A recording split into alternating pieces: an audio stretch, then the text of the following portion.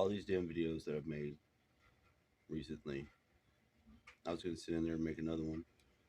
And then trying to put back articulated where you're not just spewing out stuff out of your head, which is helpful, but not very constructive to. There's an awareness of trying to build content and talk about issues. And then there's where you're at now, wherever you are now, whatever you're trying to do. People are trying to come together, trying to do something new. You can see the way the world is. It's in a pathetic state. And you have to wonder, well, does it even matter? Does it even matter? Well, yes, it does matter. Is it a construct? Is this just some fucking mind control trick? Some fucking um, illusion going on?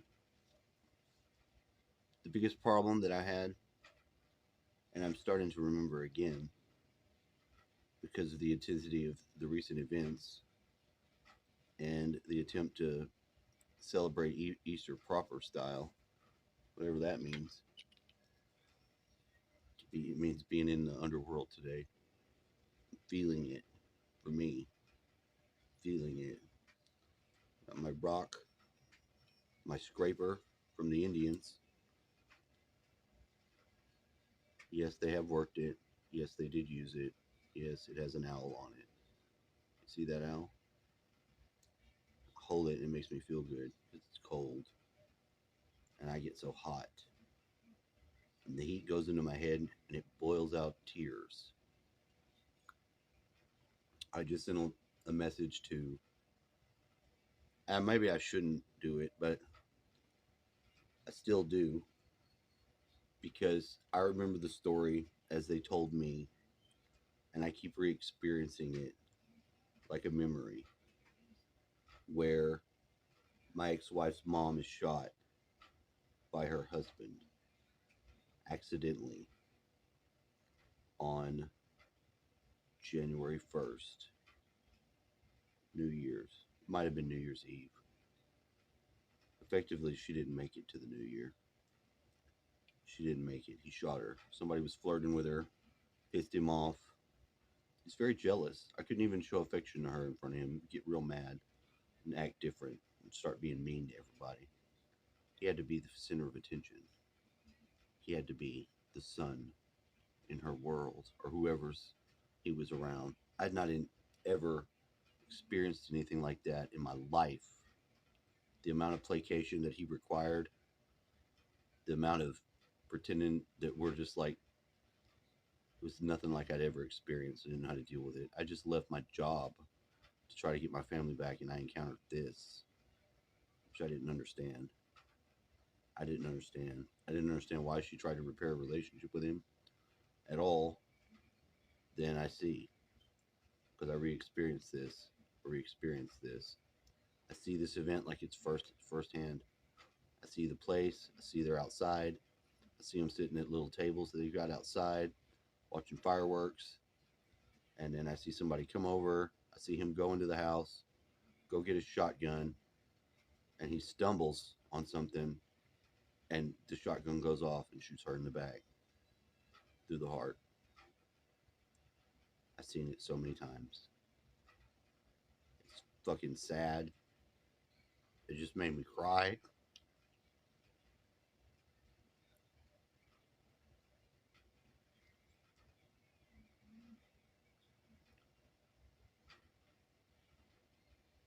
Because I see it again and again and again.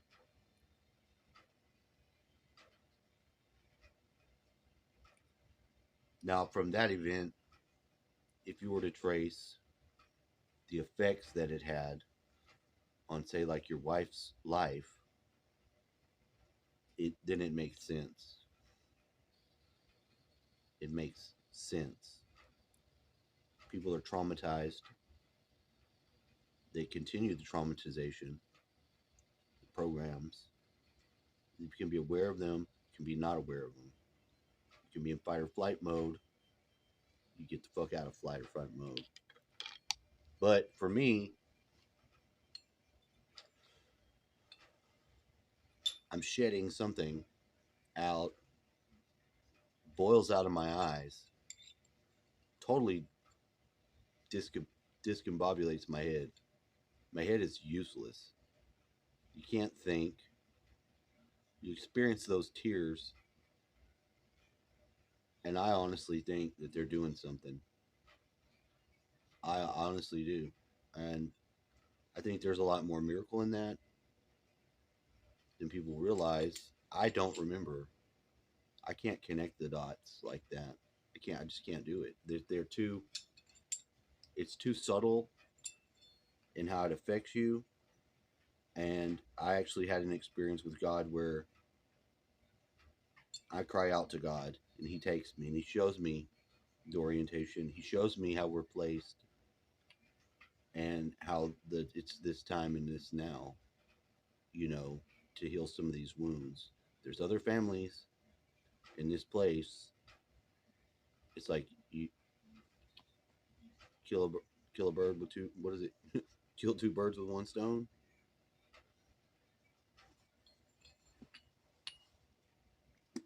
That's how God does stuff. When He does something, He does it. So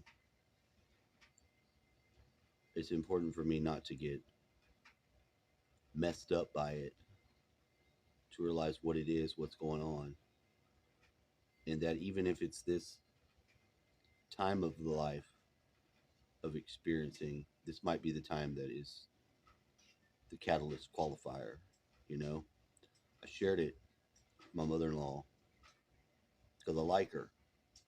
It was her sister, and it was 1983. I'm only a 3-year old kid that this happened. But if these tears are coming out for somebody I never met, behind something somebody told me, behind what I saw it actually did, if I get my heart right and I perform the dance or whatever it is, whatever occurs, because I'm humbled, I'm humiliated, I am destroyed by it in a way. I can't drive. I have nothing, even putting on my clothes and having them and having my basic environment becomes a difficult task because each time there's some ground taken, the demons have to respond and fight back. And they do because it's war, it's spiritual war. I don't really hate my ex. I understand when somebody says they don't want to be divorced. My friend said it, you know, but I also understand why another woman should be married and get really upset seeing those dominoes fall in because that person thinks that certain things you just shouldn't accept. You don't have to. You don't have to be in a relationship with someone else having sex with other people. It's not acceptable. You shouldn't be in a relationship like that. If you're in a relationship like that and you're into that, good for you. Do it. Knock yourself out.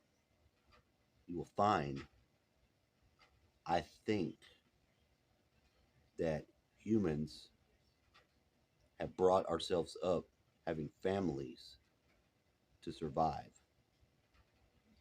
We have these families to survive. These families come together and make like clans and tribes, and then they can build nations and they can evolve and they can become things. If you break the family apart, there is no surviving. There is no spiritual foundation to build your house on. The state will have the responsibility for that. Traditionally, the state has not been a good steward of these things because they need to tear them down. The biggest obstacle to the state just having the children and turning them into obedient little robots is a family. Period. Maybe you think that Plague Doctor Edward and Plague Doctor Jones make a fine couple. That their adoption of a little boy that they turn into a little girl is perfectly normal. That they're expressing themselves. But I think you will find that it's not the case.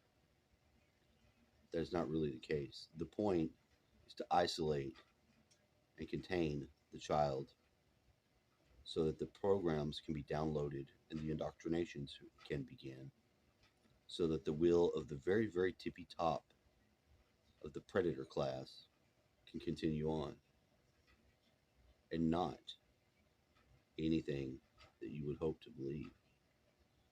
I used to have those beliefs too. I used to think so many wonderful things were possible. I used to think I could do this and that, and there's so many things in this world to do. And I don't think that about this world anymore. I think this world is a place to heal these wounds because you have them and you can connect those dots. You can feel something that someone else feels, and you can notice that you feel what they feel. You can be messed up by experiencing those feelings and not understanding where they come from for a period of time. That period of time can be a dark night of the soul. It might be the first one. But if you want to come up out of this hell, have the body of light, and get where you belong, then there is a purpose, there is a mission, and every life that is lost or completed will either add to or take away from that math problem of souls that's going on. Now, personally, I think that when someone isn't aware of their soul, isn't aware of who they were, who they are, that that's the chessboard.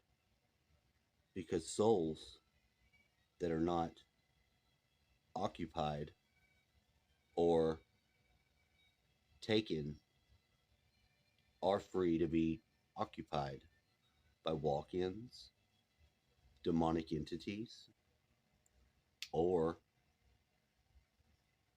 they can be saved and not further lost to the dark, who will fill them with their fallen angels, their demons, and other beings that aren't given bodies because they lost them in the war. The only war there ever is. It's the only one there ever was. The war for our souls. Your soul is what runs this machine called your body, and it is marvelous. It doesn't need machinery. It doesn't need Neuralink. It might need a peg leg if you can't walk.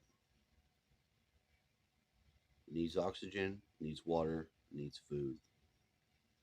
But that powerful blood and spirit aspect, that unseen realm, is very strongly felt by those who can feel it. Those that can't feel it are narcissistic sociopaths almost all the time. And those people are vehicles for entities. And those entities don't give a fuck about you, your family, or your well being. And it's important to know that, at least while we're in hell. When it's time to leave and follow the light,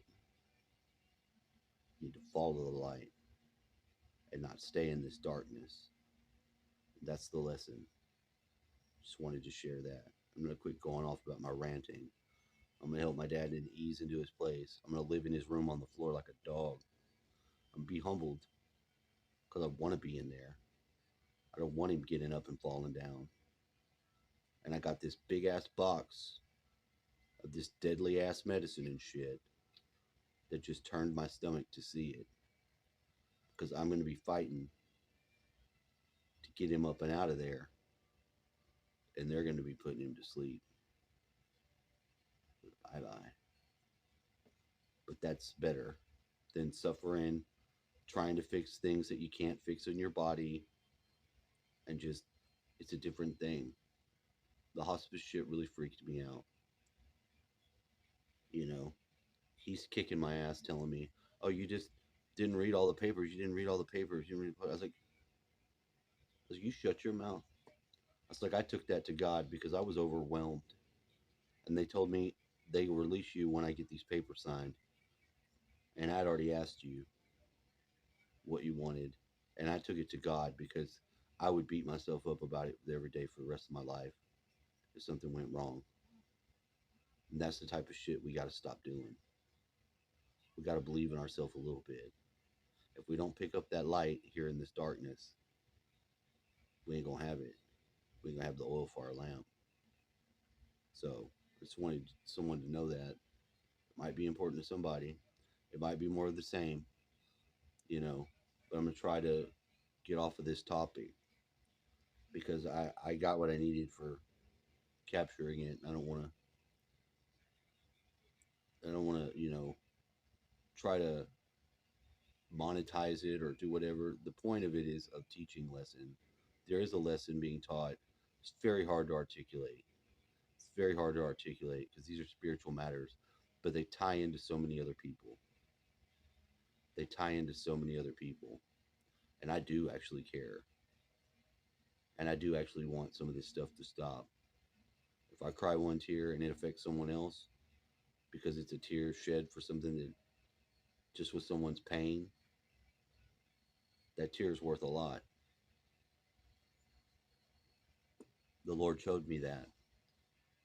And He's not the Lord of your religion or my religion. It has nothing to do with religion. It has to do with what's going on with us. What you gonna do about yourself? So I'm being humbled. I'm being stretched on a cross. I've been dismembered into all my pieces in a way. Not physically, very symbolically. But I mean I can't even leave. I can't even leave. I'm not afraid. But if I would have got up, if I'd have got my license, started driving, could have got in trouble. There's a lot of reasons why my instincts and guts don't let me do that. And I need to and I want to and I feel trapped, but in a way it's necessary to feel that way and not run away. And not run away because I used to run away from things. And in this case, I can't. It's not a runaway. It's not a victim.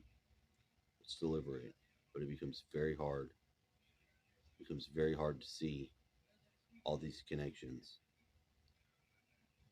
The first thing I get that's very valuable is my relationship to my friend Hugo, because it represents a lot of cooperation between men that normally would just fight about women and shit. And there's a very strong love that I have for his woman, which I can't call his wife because he doesn't want to divorce the other one, and I totally understand that. And I love his wife Amanda just like I love my own wife, except I don't have any. I ain't never touched her, but I love her. I do love her. I love her kids, and I love him because he's helped my fucking dad. He's fucking helping my dad, and he doesn't have he doesn't have to do that. He's been very helpful. In fact, they've all been very helpful. If that cooperation represents the future for more than myself and it imprints out, then I'm doing my job that I'm supposed to do.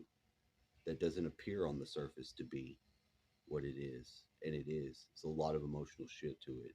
People don't deal with the emotions. They don't have to deal with other people's emotions. They don't have to. But you can choose to and it change your life. It's hard though, because we're not there yet as people. We're trying to get that fourth density thing, but the earth is going through a change too, and it's happening. You can feel it. Those ancestors were right there in this rock on the floor. I picked it up and I immediately knew the body weight loss. Them taking the body weight off the animals, eating it, taking it back in. They're all there with flowers.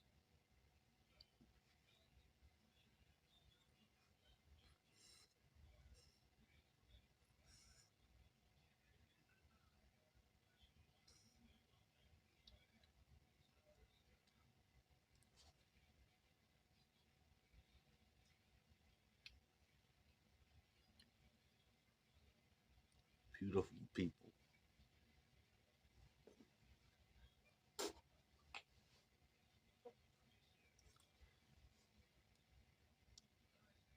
It's your ancestors.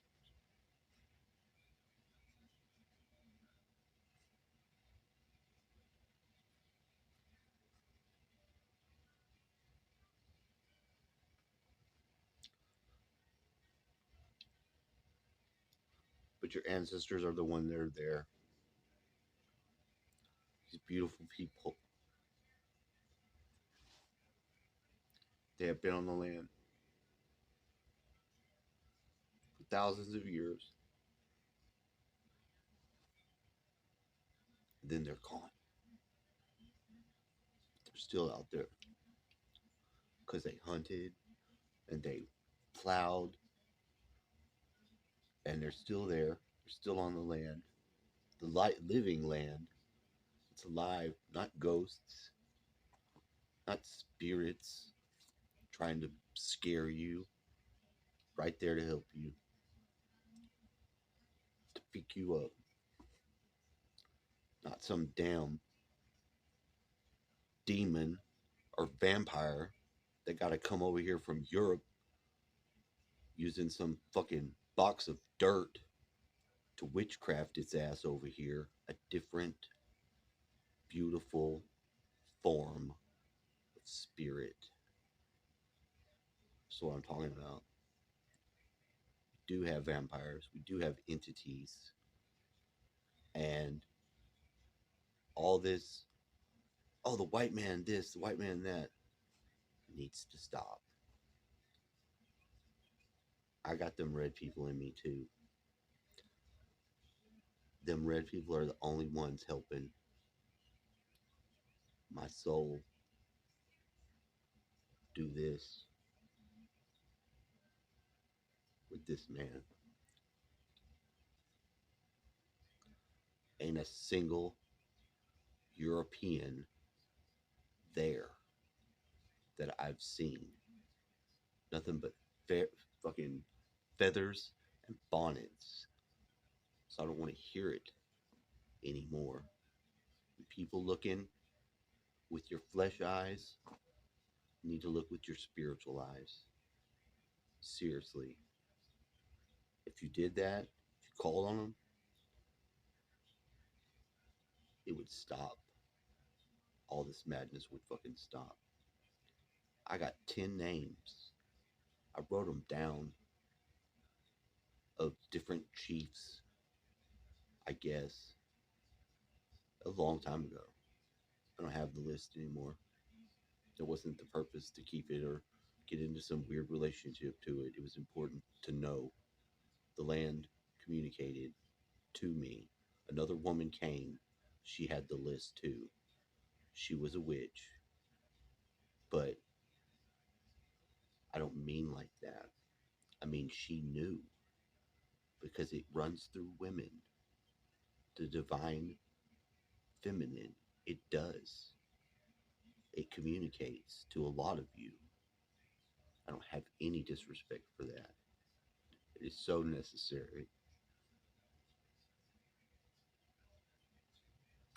So if you wonder or you think, oh, he's crazy or this or that, I'd just like you to know that that's not really the case. It's kind of something I wear to keep people off my back, but it's not going to be required forever. And there's a purpose to it. I wouldn't be shedding these tears. These issues are not white and black, they're red.